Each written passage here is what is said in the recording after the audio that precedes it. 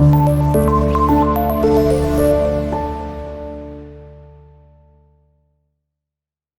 Class, अब हमारा second question का आप आंसर देख सकते हैं. The poet saw the golden daffodils growing beside the lake beneath the trees.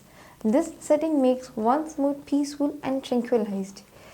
So, इसके साथ क्लास हमने अपना पहले दो क्वेश्चंस के आंसर्स कर लिए हैं. अब हम मूव करते हैं क्वेश्चन नंबर 3 की तरफ. सो लेट्स सी क्वेश्चन नंबर 3 में हमसे पूछा क्या जा रहा है.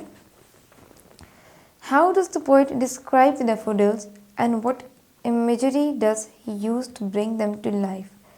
अब पोइट ने डैफोडिल्स को किस तरह से डिस्क्राइब किया है and what he has used to describe them.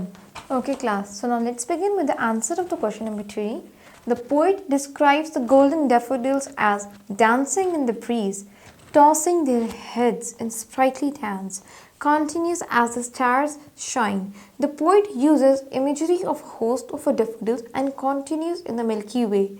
So class, poet ने जिस तरह से डिस्क्राइब किया था पैसेज में स्टैंजा में हमने वो लाइन मेंशन कर दी डैफोडिल्स को. Along with that the imagery उसने वो यूज़ की थी वो क्या था, stars in the milky way. So the fourth question is identify and explain the use of personification in the poem.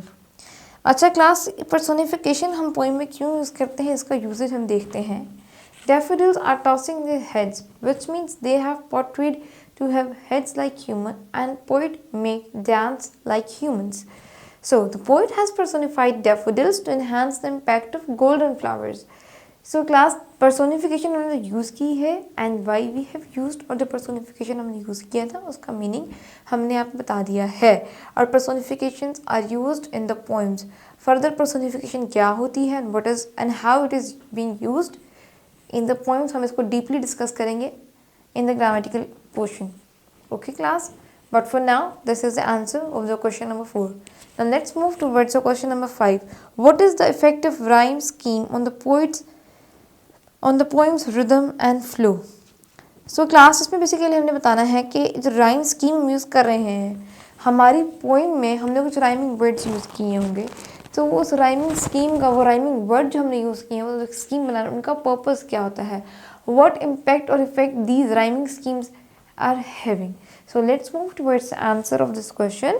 Okay class, जैसे कि हमने अभी क्वेश्चन नंबर 5 को डिस्कस किया था, अब हम उसके आंसर को देखते हैं. In the poem each line has 10 syllables. The stress is on every second syllable. The specific rhyming scheme is called iambic parameter and this makes poem very melodious and musical. So class, हमारी poem में 10 syllables होते हैं, हर syllable का एक stress होता है on the second syllable. ठीक है, first syllable is emphasizing on the second syllable. और जो ये specific rhyming scheme बनता है इसको हम क्या कहते हैं क्लास, iambic parameter कहा जाता होता है.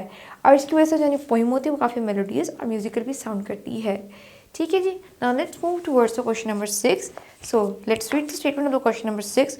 Why do you think the poet describe daffodils as a jocund company and what impact do they have on him.